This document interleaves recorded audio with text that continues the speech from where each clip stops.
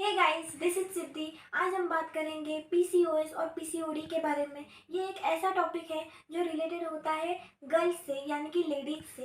तो मैं बताना चाहूँगी कि ये कोई सिली मज़े की बात नहीं है। आज हर घर में या किसी न किसी घर में कोई ना कोई लेडीज़ इससे सफ़र कर रही है। इसीलिए अगर आपको इस बारे में नॉलेज होगा, इन्फॉर्मेशन होगी, तो हो सकता है आप आपके किसी फैमिली मेम्बर की हेल्प करो।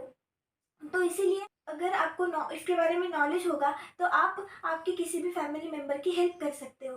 तो जानते हैं पीसीओएस और पीसीओडी क्या होता है। तो पीसीओडी मतलब पॉलीसिस्टिक ओवरियन डिसीज, और उसे ही पीसीओएस भी कहते हैं, यानी कि पॉलीसिस्टिक ओवरियन सिंड्रोम। इस इमेज के अंदर आप देख सकते हो, ये है ओवरी और ये है ओवरी का क्लोजअप। एक साइड में है नॉर्मल ओवरी और दूसरी साइड में है पॉलीसिस्टिक ओवरी। तो अगर हमने ये इस यूटेरस को जूम करके देखा तो हम देख सकते हैं कि जो पॉलीसिस्टिक ओवरी है और जो नॉर्मल ओवरी है उसमें डिफरेंस क्या है। तो जो पॉलीसिस्टिक ओवरी है उसका साइज एक्सटेंड हुआ है। तो वो क्यों हुआ है? क्योंकि उसके अंदर होता है पॉलीसिस्ट। पॉलीसिस्ट क्या होता है? तो ये एक फॉलिक्यूल होता है। तो हम ये कह सकते हैं कि ये एक फ्लूइड का कलेक्शन होता है और यही क्रिएट करता है बहुत सारे प्रॉब्लम्स। तो जैसे कि हमें पता है कि पीसीओडी के वजह से हमें कौन से प्रॉब्लम आते हैं। तो पीरियड्स का फ्रिक्वेंटली आना या फिर बहुत टाइम बाद आना, और इसी के वजह से लेडीज़ में वेट गेन होना, facial hair growth, acne, pimples और बहुत सारे और भी प्रॉब्लम्स जो कि हेल्थ रिलेटेड होते हैं वो आते हैं।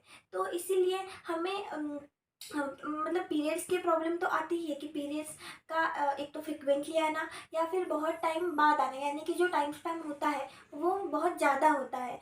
क्योंकि जो पीरियड्स का एक नॉर्मल टाइम स्पैन होता है वो होता है 1 महीने के बाद, यानी कि 28 to 30 डेज़ के बाद।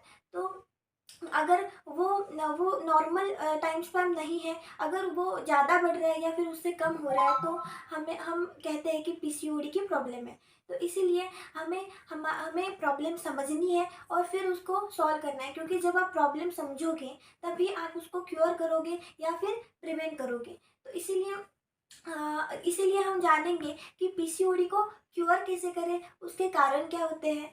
तो बहुत सारे लोगों को ऐसा लगता है कि जो ओवरी के अंदर फ्लूइड होता है वो हार्मफुल होता है, यानी कि हानिकारक होता है। तो नहीं, ऐसा नहीं है। अगर ओवरी के अंदर का जो फ्लूइड होता है वो ज़्यादा नहीं हो, कम हो, तो वो अपने आप जाता है, अपने आप वो चला जाता है, लेकिन एक सही न्यूट्रिशन के साथ। तो कुछ लोगों को लगता है कि उसके वजह से कैंसर हो सकता है या फिर ट्यूमर हो सकता है। तो ऐसा कुछ नहीं होता है। अगर हमने एक सही न्यूट्रिशन लिया तो हम हमारा प्रॉब्लम क्योर कर सकते हैं। तो जानते हैं कि इसके कारण क्या होते हैं। तो एक मेन फैक्टर होता है पीसीओडी का, वो है हार्मोन इम्बैलेंस। तो हार्मोन इम्बैलेंस एक बहुत बड़ा फैक्टर होता है पीसीओडी का। तो कौन से हार्मोन होते हैं? पहला होता है इंसुलिन और दूसरा होता है एंड्रोजन, यानी कि टेस्टोस्टेरॉन। तो इंसुलिन क्या होता है? तो इंसुलिन में इंसो रेजिस्टेंस की प्रॉब्लम आती है। जो प्रॉब्लम डायबिटिक लोगों को आती है वैसी ही कुछ प्रॉब्लम यहाँ भी आती है। तो इंसुलिन क्या होता है? तो जो फूड हम खाते हैं वो किस टाइप का है, उसकी ग्लाइसेमिक लेवल हाई है या लो है, उसमें कितने कार्बोहाइड्रेट्स और फाइबर प्रेजेंट है, उसके ऊपर डिपेंड करता है। और उसके वजह से हमारा इंसुलिन स्पाइक होके इलेवेट होता है। और अगर हम जो फूड खा रहे हैं उसमें ज़्यादा कार्बोहाइड्रेट्स हो, ज़्यादा शुगर हो, तो और कम फाइबर हो, तो हमारी इंसुलिन लेवल स्पाइक होके इलेवेट होती है और वो बढ़ जाती है। तो फैट तो स्टोर होता ही है, जो कि अच्छा ओवरी के हेल्थ के लिए अच्छा नहीं होता है। और दूसरा हार्मोन जो है वो है एंड्रोजन, यानी कि टेस्टोस्टेरॉन। ये एक मेल हार्मोन होता है और वो मेल में ज़्यादा पाया जाता है। वो फीमेल के बॉडी में भी होता है लेकिन वो बहुत कम होता है। तो जब उसकी लेवल बढ़ जाती है, जब फीमेल के बॉडी में एंड्रोजन की लेवल ज़्यादा हो जाती है, तब भी पीसीओडी के प्रॉब्लम्स आने लगते हैं। तो इसीलिए जब फीमेल के बॉडी में एंड्रोजन का लेवल यानी कि टेस्टोस्टेरोन का लेवल ज़्यादा हो जाता है, तब जो फैट स्टोर होता है वो हमारा जो पेट का नवल होता है उसके ऊपर के साइड में स्टोर होता है। तो इसीलिए हमें अगर हमारा पीसीओडी का प्रॉब्लम क्योर करना हो तो हमें एंड्रोजन और इंसुलिन को कंट्रोल करना ज़रूरी है। और अम, अब हम देखते हैं कि इसको क्योर करने के लिए हमें कौन से फूड अवॉइड करने हैं यानी कि नहीं लेने हैं।